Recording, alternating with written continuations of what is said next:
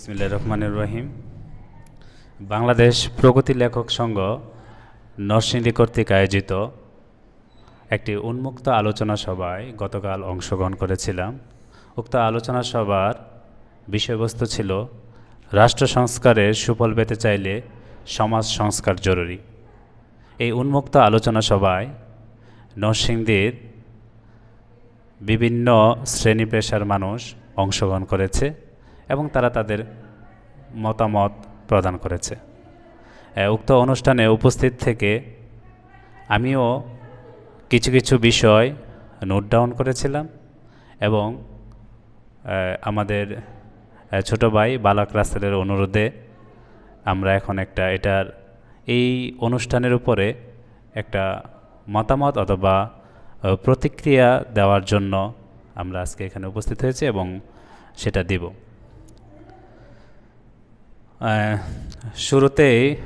অনুষ্ঠানের শুরুতেই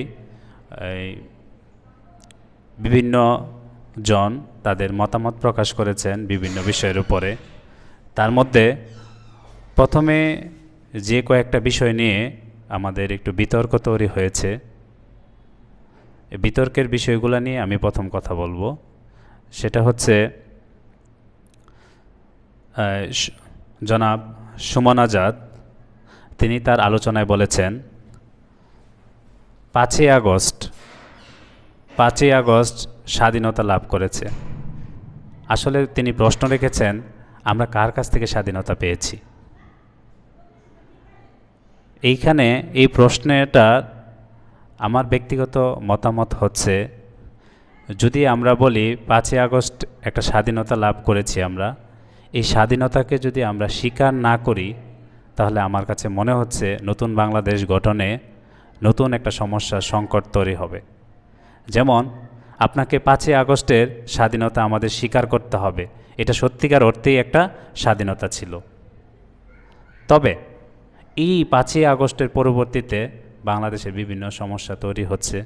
আমরা দেখতেছি মব জাস্টিসের নামে মানুষকে পিটিয়ে হত্যা হচ্ছে, বিভিন্ন জায়গায় হামলা হচ্ছে, চাঁদাবাজি হচ্ছে। এই বিষয়টাকে স্বাধীনতার আমরা অপব্যবহার বলতে পারি, কিন্তু দুটেই খারাপ। যদি আমরা বলি স্বাধীনতা 5ই আগস্টের স্বাধীনতাকে স্বীকার না করা যেমন আমাদের জন্য ভুল, আবার এই ধরনের কর্মকাণ্ড, মব জাস্টিসের মতো কর্মকাণ্ড, চাঁদাবাজির মতো কর্মকাণ্ড, বিভিন্ন হত্যাকাণ্ডের মতো কর্মকাণ্ডকে আমাদেরকে কি করতে হবে? ক্রিটিক করতে হবে এবং সমালোচনা করতে হবে। যদি আমরা স্বাধীনতাটাকে 5ই আগস্টের স্বাধীনতাকে স্বীকার না করি, এটাও আমাদের জন্য ভুল। একই সাথে এই ধরনের অন্যায়কে অস্বীকার করাটাও কি আমাদের জন্য ভুল। তাহলে আমি মনে করি আমার ব্যক্তিগত মতামত হচ্ছে 5ই আগস্ট আমাদের জন্য একটা বিশাল স্বাধীনতা। সেকেন্ড অপশন হচ্ছে এই ধরনের স্বাধীনতার পরবর্তীতে যে ঘটনাগুলো ঘটতেছে সেগুলোও আমাদের জন্য কি খারাপ এবং অশনি সংকেত। এগুলো কিভাবে দূর করে সামনে এগিয়ে নিয়ে যাওয়া যায় ওই আলাপটাই আমাদের জারি রাখতে হবে। আরেকটা ব্যাপার হচ্ছে, এই আলোচনার মধ্যে দিয়ে অনেকে আমরা দেখতে পাচ্ছি 1971কে 24-এর সাথে একটা দ্বান্দ্বিক পরিস্থিতি নিয়ে যাওয়া হচ্ছে। যে অনেকে আবার 24-এর গণ অভ্যুত্থানকে কেন্দ্র করে 71কে বাতিল করে দিতে চান। এটাতে আমাদের সজাগ থাকতে হবে। আমরা মনে করি 1971 সালে যেমন আমাদের বাঙালি জীবনে একটা সংগ্রাম ছিল, ঠিক তেমনি 2024ও একটা আমাদের জন্য সংগ্রাম। 1971কে যেমন অস্বীকার করা যাবে না, 90কে অস্বীকার করা যাবে না, 24কেও কী করা যাবে না? অস্বীকার করা যাবে না। হ্যাঁ, আমাদের এই বিপ্লবের, আমাদের মুক্তিযুদ্ধের, এই গণ অভ্যুত্থানের পরবর্তী ভুল ত্রুটি থাকতে পারে। এই ভুল ত্রুটিগুলো নিয়ে আমাদের আলোচনা করতে হবে। আরেকটা বিষয় নিয়ে খুব বিতর্ক হয়েছিল, সেটা হচ্ছে জনাব নাদিরা ইয়াসমিন, সভাপতি নারী অঙ্গন, তিনি তার বক্তৃতায় প্রশ্ন রেখেছেন বাংলাদেশ প্রগতি লেখক সংঘ নরসিংদীর কাছে যে আপনাদের অতীত ভূমিকা কি? আপনারা এই গণ অভ্যুত্থানের আপনাদের ভূমিকা কী ছিল? যখন নরসিংদীর ছাত্র জনতা সকলে যখন আন্দোলনে ঝাঁপিয়ে পড়েছে, আপনাদের নীরবতা ছিল। আপনাদের কোনো দৃশ্যমান কোনো কাজকর্ম আমরা চোখে দেখিনি। আপনারা এই গণ অভ্যুত্থানকে ধারণ করতে পারেন নাই, এই গণ অভ্যুত্থানের সাথে আপনারা থাকতে পারেন নাই। তিনি সেই প্রশ্ন রেখেছেন। পরবর্তীতে এই প্রশ্নের জবাব দিয়েছেন বাংলাদেশ প্রগতি লেখক সংঘ নরসিংদীর সম্মানিত সভাপতি সুমন ইউসুফ। তিনি বলেছেন, বাংলাদেশ প্রগতি লেখক সংঘ নরসিংদী লেখক সাহিত্যিকদের একটি সংগঠন। তারা মাঠের রাজনীতিতে সক্রিয় ভূমিকা রাখার দায় তাদের নেই। তবে তিনি বলেছেন, রাষ্ট্রের প্রয়োজনে, সমাজের প্রয়োজনে কবি সাহিত্যিকরা প্রয়োজনে রাস্তায় পিকেটিং, মিছিল, মিটিংয়ে অংশগ্রহণ করতে পারে। তবে সবসময় মিটিং করতেই হবে, পিকেটিং করতে হবে, রাস্তায় নেমে আন্দোলনে অংশগ্রহণ করতে হবে, এই ধরনের কাজগুলোকে ওনারা দায় হিসেবে নিতে চাচ্ছেন না। তবে তিনি বলেছেন, প্রয়োজনের খাতিরে আমরা মাঝে মধ্যে এগুলোতে অংশগ্রহণ করতে পারি। তবে বাংলাদেশ প্রগতি লেখক সংঘ নরসিংদী গত 10-15 বছর ধরে মানুষকে বিভিন্ন বিষয়ে সচেতন করার জন্য তারা কাজ করে যাচ্ছে। মানুষের চিন্তার প্রসার করার জন্য, রাজনৈতিকভাবে সচেতন করে তোলার জন্য, চিন্তার প্রসার ঘটানোর জন্য, মানুষের মূল্যবোধ, ভূত সচেতনতা তৈরি করার জন্য তারা নিরলসভাবে কাজ করে যাচ্ছেন। সুমন ইউসুফ ভাইয়ের এই বক্তব্যকে আসলে স্বাগত জানাতে হয়। লেখক, আমি মনে করি লেখকদের দায় হচ্ছে মানুষকে তার সচেতন করা, রাজনৈতিক সচেতন করে গড়ে তোলা, এগুলোই আসলে লেখকদের কাজ। লেখকরা যে সবসময় মাঠের রাজনীতিতে সক্রিয় অংশগ্রহণ করবে, এখানে আমি আসলে সবাই অংশগ্রহণ নাও করতে পারে। তবে একটা প্রশ্ন সুমন ইউসুফ ভাইকে আমাদের করতে হবে, সেটা হচ্ছে আমরা লেখক বা যারাই লেখক, সাহিত্যিক, কবি, তাদের রাস্তায় আন্দোলন করার দায় নেই, মানুষকে সচেতন করার দায় রয়েছে বলা হচ্ছে। তবে কোন সচেতন করা? আমরা দেখেছি গত 10-15 বছর ধরে অনেক লেখক সাহিত্যিকরাই মানুষকে এমনভাবে সচেতন করেছে চেতনার পক্ষে। এই চেতনার পক্ষে বিভিন্ন সময় তারা এমনভাবে মানুষকে সচেতন করেছে, ফলে অন্য একটা গ্রুপকে কি করে ফেলা হয়েছে, শত্রুতে রূপান্তরিত করা হয়েছে। আমি জানি না প্রগতি লেখক সংঘ কোন ধারায় এগিয়েছে, সেটা কি চেতনার সোল এজেন্ট হিসেবে কাজ করেছে, নাকি সামগ্রিকভাবে মানুষের রাজনৈতিক সচেতন হিসেবে কাজ করেছে। তা আমি সুমন ইউসুফ ভাইয়ের এই কথার সাথে একমত। যদি তারা সত্যিকার অর্থে রাজনৈতিক সচেতন হিসেবে কাজ করে থাকে, তাদেরকে স্বাগতম অবশ্যই জানাতে হবে। তবে যদি সেটা হয় ফেসিবাদকে প্রমোট করা, যদি সেটা হয় চেতনাকে প্রমোট করা, যদি সেটা হয় মানুষকে ট্যাগের রাজনীতি করা, তাহলে ওইটাকে আমাদের কি করতে হবে, এড়িয়ে যেতে হবে। আরেকটা বিষয় আমাদের এখানে আলোচনার মাধ্যমে চলে আসছে, নতুন এক বাংলাদেশ, বিশুদ্ধ বাংলাদেশ, যেখানে অনেকেরই নেওয়া হচ্ছে না, যারা গণ অভ্যুত্থানে সক্রিয় অংশগ্রহণ করছে না, তাদেরকে প্রশ্ন করা হচ্ছে গত 15 বছর আপনারা কোথায় ছিলেন, এই ধরনের প্রশ্নগুলো। আমি মনে করি এটা একটা নতুন বাংলাদেশ গঠনে নতুন একটা সমস্যা তৈরি করবে। কিভাবে সমস্যা তৈরি করতে পারে? যেই সমস্যাটা আমরা একটা বিশুদ্ধ বাংলাদেশ গঠনের কথা বলি, এই বিশুদ্ধ বাংলাদেশ গঠন হচ্ছে ফেসিবাদকে উস্কে দেয়, যেটা গত 15 বছর আমরা দেখেছি চেতনার নামে। এখন হচ্ছে যদি আমরা একই ধরনের কথাবার্তা আমরা সামনে এগিয়ে চলে যাই, যে বিশুদ্ধ বাংলাদেশ গঠন করতে হলে যারা 15 বছর কোনো ধরনের ভূমিকা রাখে নাই তাদেরকে নতুন বাংলাদেশ গঠনে নেওয়া যাবে না, তাহলে আমরা আবার বিভাজনের রাজনীতি শুরু করে দিচ্ছি। এই বিভাজন আমাদেরকে রাষ্ট্র সংস্কারের পথে বাধা তৈরি করবে। আমাদের এমন একটা বাংলাদেশ গঠন করতে হবে যেখানে সকলের অংশগ্রহণ থাকবে। অতীতকে নিয়ে বেশি কথা বলা যাবে না, সামনে সবাইকে নিয়ে কিভাবে একটা ইনক্লুসিভ বাংলাদেশ গঠন করা যায় সেটার কাজ করতে হবে। আরেকটা বিষয় আমাদের সামনে তুলে ধরেছেন একজন আলোচক, সেটা হচ্ছে জাতীয় সঙ্গীত নিয়ে। জাতীয় সঙ্গীত কেউ একজন বলেছেন বাংলাদেশের জাতীয় সঙ্গীত চেঞ্জ করতে হবে। আমার মনে হয় এই মুহূর্তে এই ধরনের আলোচনাগুলা অবান্তর, অপ্রয়োজনীয়। এই আলোচনাগুলোতে আমাদের এখন জড়িত হওয়া উচিত হবে না। এগুলো এক ধরনের সাংস্কৃতিক যুদ্ধ। হ্যাঁ, এটা আলাপের পর্যায়ে থাকা যায়, আলাপ আলোচনা সমালোচনার পর্যায়ে থাকা যায়, তবে এই বিষয়গুলোকে এখন আমাদের সিরিয়াসলি না নিয়ে আমাদের আরও নতুন নতুন বিষয়গুলো নিয়ে আগাতে হবে। আপনারা জানেন বাংলাদেশের সবগুলো প্রতিষ্ঠানই প্রায় ধ্বংসের পর্যায়ে।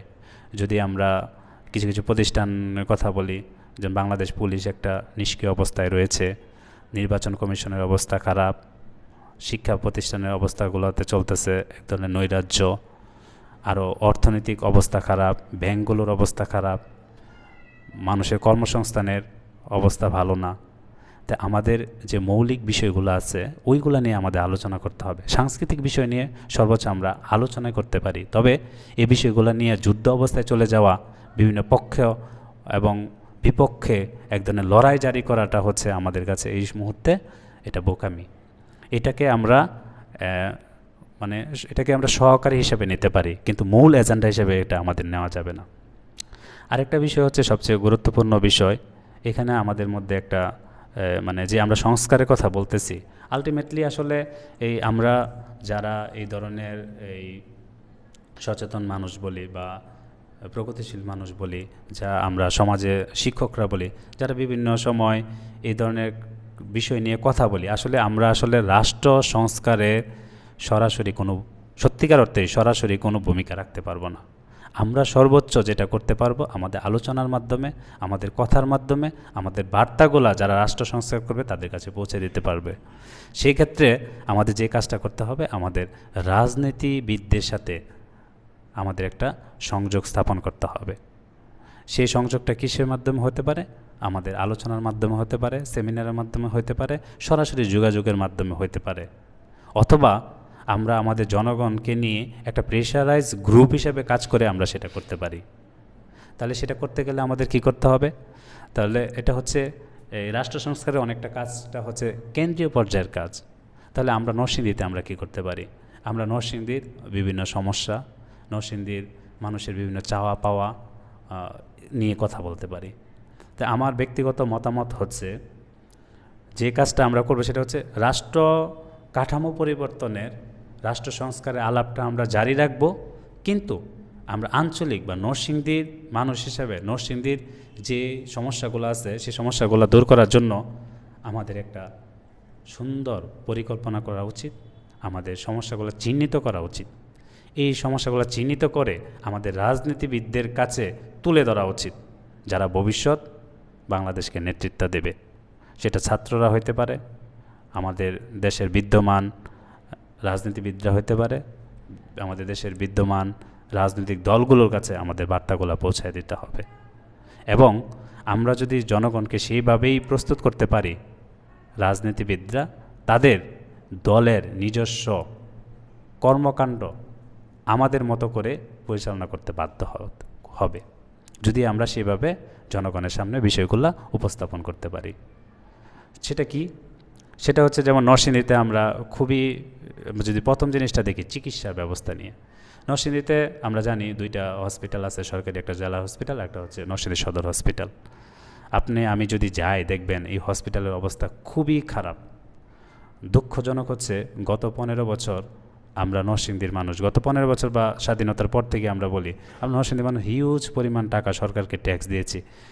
আমাদের টাকা দিয়ে আমাদের সেবা করার জন্য সরকার বসেছে। আমরা কি কখনো প্রশ্ন করেছি যে আমাদের এখানে 6টা বা 5টা সংসদে আসন আছে, 5টা এমপিকে কখনো একটা আলোচনা সবাই ডেকে প্রশ্ন করতে পেরেছি যে আপনারা গত 20 বছর বা 30 বছর, 40 বছর, 50 বছরে নরসিংদী সদর হসপিটাল এবং নরসিংদী জেলা হসপিটালে কি কাজ করেছেন? খুবই দুর্ভাগ্যের বিষয়, আমাদের এখানে একটা আইসিইউ বেসড হসপিটাল নেই। এটা খুবই দুঃখজনক। তাহলে আমরা কি একটা দাবি নিয়ে আগাতে পারি না যে কিভাবে আমাদের নরসিংদী জেলার মধ্যে একটা আইসিইউ বেসড হসপিটাল করা যায়? এবং যখনই বাংলাদেশে আবার নতুন করে নির্বাচন হবে, এটা কি আমাদের একটা দাবি থাকতে পারে না নরসিংদীর সকল এমপিদের কাছে যে আমাদের নরসিংদীতে একটা কি হয় আইসিইউ বেসড হসপিটাল করার? এবং এটা পসিবল, সেটা সরকারি উদ্যোগে হোক বেসরকারি উদ্যোগে হোক, একটা ভালো একটা আইসিইউ বেসড হসপিটাল আমাদের সেটা দরকার। 2 নম্বর ব্যাপারটা নিয়ে আমরা বলতে পারি, সেটা হচ্ছে আমরা জানি নরসিংদী কৃষির জন্য বিখ্যাত। কৃষি বলতে মূলত হচ্ছে সবজির জন্য বিখ্যাত। তাহলে আমরা দেখতে পাচ্ছি নরসিংদীর সবজি সারা বাংলাদেশের জন্য বিখ্যাত, কিন্তু নরসিংদীর কৃষকরা সবজির আসলে ন্যায্য মূল্য পাচ্ছে না। তাহলে সেটার জন্য কি আমরা কী ধরনের পদক্ষেপ নিতে পারি, এটা নিয়ে আলোচনা করা উচিত আমাদের। কেন আলোচনা করা উচিত? যদি আমরা এই নরসিংদীর এই সবজি যারা উৎপাদন করে, আমি আসলে গ্রামের সাথে জড়িত, আমি অনেকেরই দেখি নরসিংদীর অনেক কৃষকরা এখন কৃষিমুখী থেকে বের হয়ে অন্য পেশায় স্থানান্তরিত হচ্ছে। তা আমি মাঝে মধ্যে অনেকে জিজ্ঞেস করি আপনাদের এই পেশা পরিবর্তন করার কারণ কি? তারা বলে যে পরিমাণ টাকা আমরা ইনভেস্ট করি, যে পরিমাণ শ্রম দেই, সে পরিমাণ অর্থ আমরা ওইখান থেকে রিটার্ন পাই না। ফলে যে পরিবেশটা আমাদের তৈরি হচ্ছে, এইভাবে কৃষির প্রতি একটা অনীহা তৈরি হচ্ছে আমাদের। দেখা যাচ্ছে অনেক কৃষকরা এখন অটোওয়ালা হয়ে যাচ্ছে, সিএনজিওয়ালা হয়ে যাচ্ছে, বিদেশমুখী হয়ে যাচ্ছে। তাহলে এই পরিস্থিতি থেকে বের হয়ে আসতে গেলে আমাদের এই কৃষি নিয়ে নরসিংদীতে কী করা যায় এই বিষয় নিয়ে আমাদের আলোচনা করা উচিত। সেকেন্ড অপশন, আরেকটা খুব গুরুত্বপূর্ণ বিষয়, সেটা হচ্ছে আমাদের নরসিংদীতে একটা বড় একটা নদী অবস্থিত, সেটা হচ্ছে মেঘনা নদী। এখানে চরাঞ্চল আছে অনেকগুলো, প্রায় 6-7টা ইউনিয়ন আছে। আমি বিভিন্ন ইউনিয়নে বিভিন্ন সময় ঘুরেছি, আমি দেখেছি এই মেঘনা নদী একটা বিশাল সম্ভাবনা তৈরি করেছে নরসিংদী মানুষের মধ্যে। কিভাবে সম্ভাবনা তৈরি করেছে? প্রথম যে বিষয়টা সেটা হচ্ছে মৎস্য চাষ। এই মেঘনা নদীকে যদি আমরা সঠিকভাবে ব্যবহার করতে পারি, তাহলে দেখা যাবে এখানে আমাদের বিশাল বড় একটা মাছের অথবা প্রোটিনের সংস্থান করতে পারবো। তো এটা নিয়ে আমাদের আসলে পরিকল্পনা করা উচিত, আলোচনা করা উচিত। কিন্তু এটার বিপরীতে আপনি গেলে দেখবেন মেঘনা নদীতে এখন কি হচ্ছে, বালু উত্তোলন, বালু ব্যবসা, এটা বিভিন্ন ধরনের। কিন্তু এখানে যে আসলে মাছ যে পরিমাণ মাছ পাওয়া যেত, এগুলো নষ্ট হয়ে যাচ্ছে বালু ব্যবসায়ীদের কারণে। তো এটা আমাদের নিয়ে কথা বলা উচিত, এটা খুবই গুরুত্বপূর্ণ বিষয় আমার কাছে মনে হচ্ছে। আরেকটা বিষয় হচ্ছে খুবই গুরুত্বপূর্ণ, সেটা হচ্ছে কর্মসংস্থান তৈরি করা। দেখবেন আমরা যে গণ অভ্যুত্থান হয়েছে, এই গণ অভ্যুত্থানের পটভূমি কিন্তু আসলে একদিনে তৈরি হয় নাই, এটা একটু সময় লেগেছে। গত 10-15 বছরের মধ্যে আমরা শুরুর দিকে, এই বিগত সরকারের শুরুর দিকে আমরা দেখেছিলাম কিছু অর্থনৈতিক উন্নতি, কিন্তু পরবর্তীতে আমরা দেখতে পাচ্ছি ব্যাংক খাতে অস্থিরতা, কর্মসংস্থান নাই, বেকারত্ব বেড়ে গেছে। তো এই বিষয়গুলো খুবই গুরুত্বপূর্ণ। এই বেকারত্বই এক ধরনের অসন্তুষ্টি তৈরি করে, যুবকরা তখন রাস্তায় নেমে পড়ে।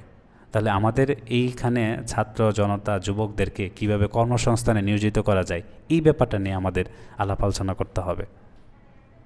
পরের ব্যাপারটা হচ্ছে যে আমাদের দেশে অনেকেই প্রবাসী, যারা খুবই বিদেশে পরিশ্রম করে এদেশে বিশাল পরিমাণ টাকা রেমিটেন্স হিসেবে পাঠাচ্ছে, কিন্তু আমরা দেখতে পাচ্ছি তারা দীর্ঘদিন বিদেশে থাকার পরে যখন তারা অনেক বছর পরে দেশে ব্যাক করে, তখন তারা আসলে দেশে এসে কিছুই করতে পারে না, এক ধরনের বেকার অবস্থায় পড়ে যায়। কারণ দীর্ঘ 10-15 বছর বিদেশে থাকার ফলে দেশের যে পরিস্থিতি, এই পরিবর্তনের সাথে তারা নতুন করে এসে অ্যাডজাস্ট করতে পারে না। যখন অ্যাডজাস্ট করতে পারে না, তখন তারা আসলে যে পুঁজিটা নিয়ে আসে এটা নষ্ট করে ফেলে, তখন শেষ বয়সটা তারা খুব কষ্ট করতে হয়। তাহলে আমাদের এই প্রবাসী ভাইদেরকে নিয়ে ভবিষ্যৎ পরিকল্পনা কী হতে পারে, এটা নিয়ে আমাদের আলোচনা করা যেতে পারে। এমনও তো হতে পারে যে তারা যে পরিমাণ টাকা এখন থেকে বিদেশে ইনকাম করে আমাদের দেশে পাঠাচ্ছে, ওইখান থেকে তাদের জন্য একটা কল্যাণ তহবিল করা যেতে পারে, পেনশন তহবিল করা যেতে পারে, যাতে করে তারা ভবিষ্যতে 50-60 বছর বয়সে যখন তারা বিদেশ থেকে ব্যাক করবে, বাকি সময়টা যাতে তাদের একটা সুরক্ষা থাকে, সামাজিক সুরক্ষা থাকে। এটা নিয়ে আমাদের আসলে কাজ করা উচিত আমার মনে হয়। এই আলোচনাগুলোই আমাদের উঠে আসা উচিত। তারপরে আমি বলবো শিক্ষকদের ব্যাপারটা আমি বলবো যে এখন বিভিন্ন সময়ে বিভিন্ন শিক্ষা প্রতিষ্ঠানে বিভিন্ন ধরনের অস্থিরতা তৈরি হচ্ছে। এই অস্থিরতার পেছনে কিছু সমস্যা আমাদের সামনে চোখে পড়ছে, সেটা হচ্ছে আমাদের শিক্ষকদের যেমন কিছু ভুল ত্রুটি রয়েছে, আবার কিছু জায়গায় ছাত্রদের বাড়াবাড়ি রয়েছে। তাহলে এই জিনিসগুলো কিভাবে মীমাংসা করে সুন্দর একটা শিক্ষা প্রতিষ্ঠানের পরিবেশ রক্ষা করা যায়, সে বিষয়ে আমাদের কাজ করতে হবে, এটা নিয়ে আলোচনা করতে হবে। এখন আরেকটা বিষয় আমি খুব শিক্ষার আসলে মান বৃদ্ধি করতে হলে আসলে সত্যিকার অর্থে শিক্ষকদের ভালো শিক্ষকের দরকার। আর আপনি যদি ভালো শিক্ষক নিতে চান বা পেতে চান, তাহলে আপনাকে অবশ্যই স্যালারি স্ট্রাকচারটা পরিবর্তন করতে হবে। আপনি দেখবেন বাংলাদেশের সবচেয়ে দুর্ভাগ্যজনক যে বর্তমানে যে মাধ্যমিক যে বিদ্যালয়গুলোতে এনটিআরসির মাধ্যমে শিক্ষক নিয়োগ হচ্ছে, আমি দেখতে পাচ্ছি এই এনটিআরসির মাধ্যমে শিক্ষক নিয়োগ হচ্ছে, এখানে ভালো ভালো মেধাবী ছেলেমেয়েরা শিক্ষকতা পেশা আসতেছে। কিন্তু দুর্ভাগ্য হচ্ছে আপনি যদি তাদের বেতনের স্ট্রাকচারটা শুনেন, আপনারা সবাই তো জানেন, খুবই অবাক হবেন। তাদের বেতনের পরিমাণ খুবই কম, 12,500 টাকার মতো বেতন স্টার্টিং তাদের শুরু হয়। তারপর তাদের ঈদ বোনাস নেই, 25% ঈদ বোনাস। তারপর হচ্ছে তাদের কোনো পেনশনের ব্যবস্থা নেই। ফলে এই ধরনের এই স্যালারি স্ট্রাকচার দিয়ে আপনি মাধ্যমিকের উন্নয়ন করা সম্ভব না। তাহলে আমরা ধরতে পারি মাধ্যমিক বিদ্যালয়গুলো হচ্ছে শিক্ষার জন্য একটা মেরুদণ্ড। তা আমি মনে করি যে এটা একটা মেরুদণ্ড ভেঙে দেওয়া আর কি। তা আমাদের এইভাবে কিভাবে শিক্ষকদেরকে একটু ভালো পজিশন নেওয়া যায়, বিশেষ করে বেসরকারি মাধ্যমিক শিক্ষকদেরকে, এই বিষয়টা নিয়ে আমাদের আরও কথা বলতে হবে, কাজ করতে হবে। পরিশেষে বলবো, এই ধরনের আলোচনা, রাষ্ট্র সংস্কারের আলোচনা, তারপর হচ্ছে সমাজ সংস্কারের আলোচনা এবং ব্যক্তি পর্যায়ের সংস্কারের আলোচনা আমাদের প্রতিনিয়ত জারি রাখতে হবে এবং জারি রাখার জন্য মাঝে মধ্যে এই ধরনের প্রোগ্রাম আয়োজন করতে হবে। পরিশেষে সকলের কাছে থেকে বিদায় নিচ্ছি। আমরা আশা করি আমরা সুন্দর একটা অংশগ্রহণমূলক সকলের বাংলাদেশ গঠন করার জন্য আমাদের একটা সকলের একত্রে কাজ করতে হবে। আমাদের মধ্যে কোনো ধরনের বিভাজন করা যাবে না।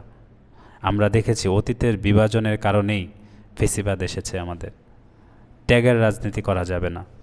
কাউকে ফেলে রেখে নতুন বাংলাদেশ গঠন করা যাবে না। সবাইকে নিয়ে সুন্দর একটা বাংলাদেশ গঠনের জন্য সকলের কাজ করতে হবে। ধন্যবাদ সবাইকে।